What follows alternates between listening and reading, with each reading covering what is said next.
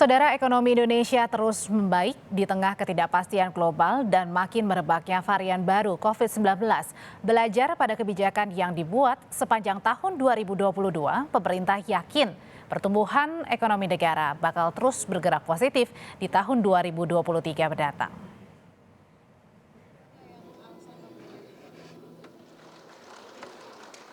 Ketidakpastian global hingga pandemi COVID-19 masih menjerat banyak negara, khususnya Indonesia, dalam mengenjot pertumbuhan ekonomi. Di tengah masa-masa sulit, pemerintah sukses mendorong roda ekonomi negara bergerak positif pada periode 2022. Dalam acara Outlook Perekonomian Indonesia 2023, Rabu 21 Desember 2022, Presiden Joko Widodo menyampaikan ragam kebijakan ekonomi pemerintah hingga sikap tenang menghadapi wabah corona membuat ekonomi Indonesia makin menguat. Terbukti ekonomi Indonesia kuartal ketiga 2022 tumbuh 5,72%. Jadi fundamental kita ini harus betul-betul kita rubah, yang rentan kita rubah sehingga menjadi stabil, sehingga sangat penting sinergi fiskal, moneter, dan sektorial.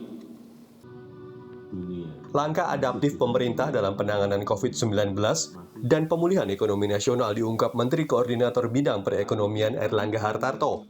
Hal itu turut dibarengi dengan implementasi sejumlah aturan seperti Undang-Undang Cipta Kerja.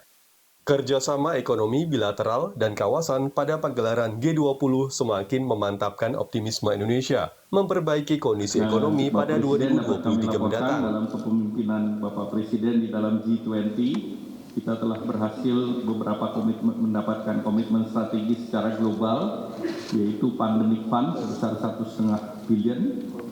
Kemudian yang kedua, Special Drawing Right dari IMF dalam bentuk Resiliency Fund, dan ini untuk berbagai negara sebesar 81,6. Upaya meningkatkan daya beli masyarakat juga menjadi perhatian harapannya. Semangat positif menuju ekonomi kuat di tahun baru bisa lekas terwujud dan dirasakan rakyat Indonesia secara meluas.